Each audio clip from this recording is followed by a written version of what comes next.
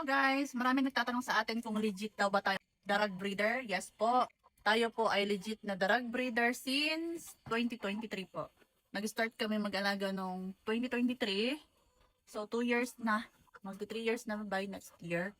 At ito po yung ating mga alaga ngayon, mga rooster. Andito po ako sa kulungan ng mga rooster. Ang edad ng mga rooster na ito is mga 5 months to 6 months. Tapos sa kabila naman is 3 months. Ito po yung mga alaga ko. Then, puntahan din naman natin ang ating mga breeding house.